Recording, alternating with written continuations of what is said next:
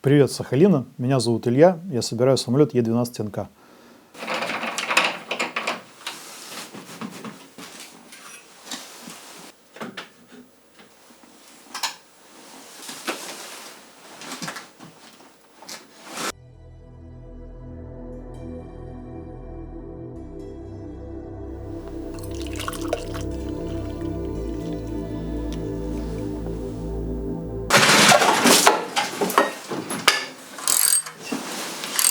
Дебил.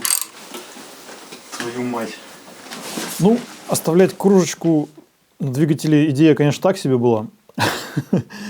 Двигатель не подставка для кружки, да?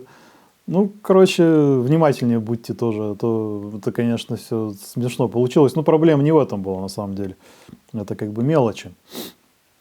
Вот. Вообще день, на самом деле, не задался тогда. Что-то и батарейки садятся, холодно у нас что-то опять в последнее время. И оборудование даже глючит, камеры постоянно что-то с ними происходит. Батарейки приходится в подмышке греть, а то они садятся очень быстро и на зарядке не заряжаются. В гараже холодно, блин.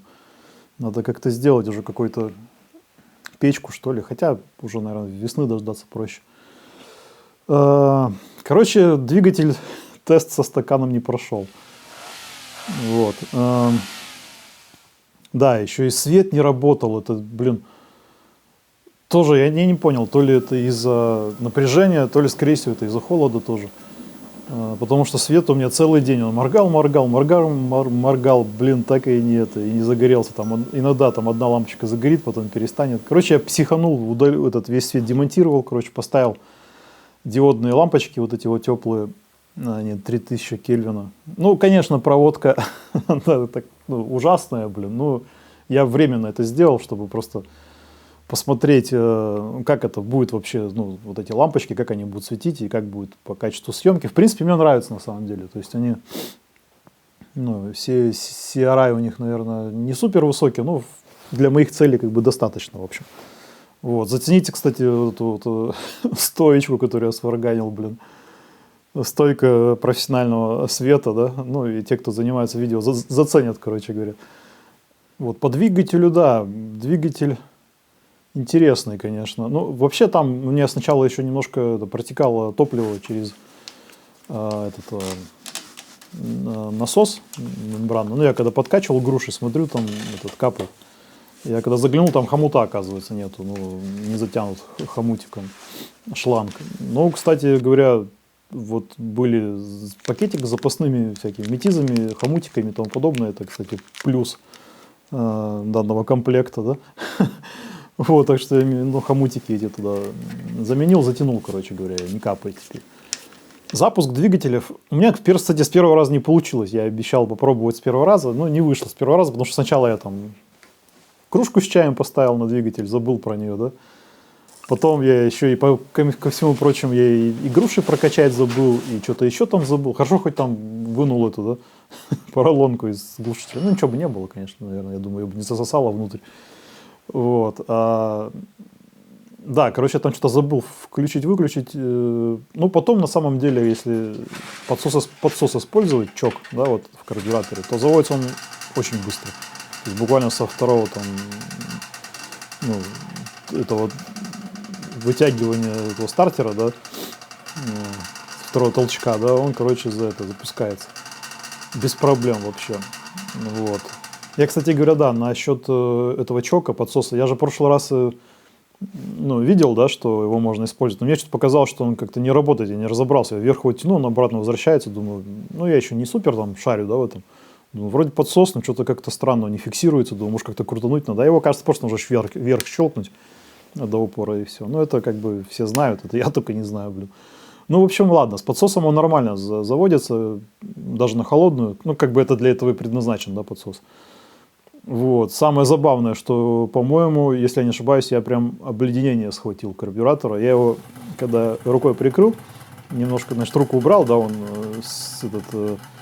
обогатилась смесь, да, он сразу начал на повышенных оборотах работать. Потом заглядываю, смотрю, там прям иней.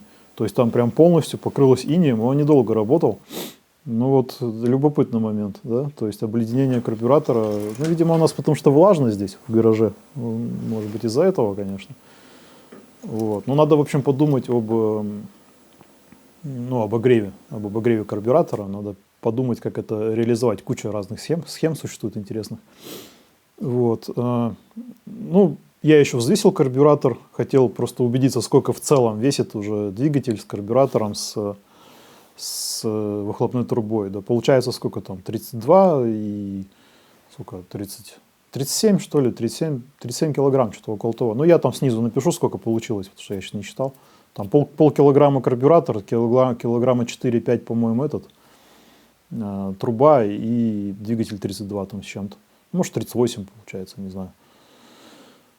Вот, взвесил я карбюратор, да. Короче, с двигателем, что случилось? Значит, когда он мне еще пришел, когда его распаковывал, я ставлю сюда видео, наверное, у меня осталось с телефона.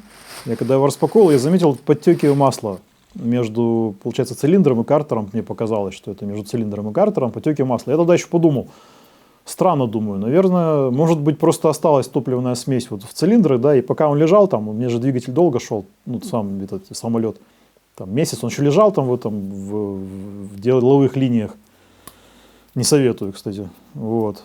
Лежал еще там неделю, наверное, или 2 недели он там лежал на этом складу, пока мы разбирались там с этим всем. Вот, я думал, что он просто потеки, остатки этого топливной смеси немножко там просочились. Думаю, ну, наверное, мало ли, ну, думаю, проверю потом. А сейчас смотрю, значит, двигатель работает, а я смотрю, у меня что-то капает. И причем я вот на передней трубе фюзеляжной сначала заметил капли такие, ну, темные, да, маслянистые, ну, такие темные, короче. Думаю, странно, что такое, думаю, смотрю, откуда течет, непонятно. Посмотрел, значит, под редуктор, и на редукторе капли. И сам редуктор с двух сторон мокрый, получается, ну, вот запотевший, да, как будто бы от топливной смеси. И в итоге я начал это все выяснять, да, расследовать, короче говоря, словом «о» поставил записать. И там прям видно, что между, значит, цилиндром и картером, где вот редуктор, прям пробивает оттуда топливную смесь, получается. Я так понял, что это какой-то, видимо, там канал перепускной. Я так понимаю, что из картера газа, когда идут уже с топливо-воздушная смесь идет, получается, в цилиндр, она проходит в этом канале, и там под давлением его выдавливает прямо в редуктор, короче говоря. В общем, в принципе, я к этому готов был, что я все равно двигатель собирался перебирать на самом деле, потому что я знаю, что люди обычно, когда покупают даже с завода эти двигатели, они их сначала перебирают полностью, вот, потому что даже на заводе могут там что-то накосячить, короче говоря. Вот. Но я думал сначала его обкатать. Ну, то есть обкатать двигатель, пройти обкатку, а потом уже после этого продиагностировать, что там после обкатки, короче, произошло. Ну, в принципе, я тогда еще подумал, что как-то странно сначала обкатывать, а потом перебирать. Наверное, все-таки имеет смысл сначала перебирать. Ну, вот, собственно говоря, появилась причина это сделать до обкатки. Вот. Так что двигатель я буду перебирать. Ждите видео с препарацией мотора РМЗ-500. Вот. Я сейчас закажу комплект прокладок, сразу 2 комплекта, наверное, возьму. Вот. И запишу видео. Как раз хотел замерить зазоры, там все зазоры между поршнем и цилиндром, зазоры в кольцах, получается. Хотел обмерить, значит, объем камер сгорания, измерить. Вот. Не знаю, буду ли я половинить картер. Вот. Ну, может быть. И опрессовку, наверное, надо попробовать сделать, посмотреть, ну, когда уже все соберу, чтобы посмотреть, чтобы убедиться, что ниоткуда ничего не тянет. И, кстати, да, я сначала подумал, что я когда еще не понял, откуда этот, значит, пробивает смесь, я думал на манжеты, вот на эти насальники, где коленвал изолируется, да, коленвал от этого, ну, в картере, да. Вот. Сальники, манжеты, их там как-то по-разному называют. Но вот там можно было заглянуть через редуктор, и они прям чистенькие, чистые, сухие. Там ничего, ну, то есть, ну, я уже рассказал, да, что это было через, по всей видимости, прокладка между этим цилиндром и картером, короче.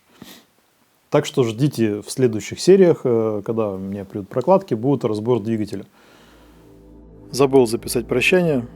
Всем спасибо. Спасибо за просмотры, за комментарии. Хотел сказать, что, ну, я не профессионал, не техник, не механик, поэтому я просто делюсь здесь своим опытом. Если вы видите, что я где-то ошибаюсь, обязательно пишите в комментариях.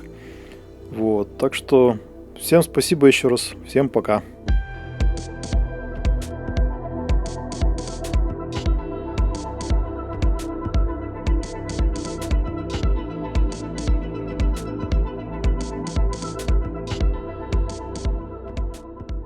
Все, мы готовы. Кто мне тут звонил? Москва, московского какие-то спам.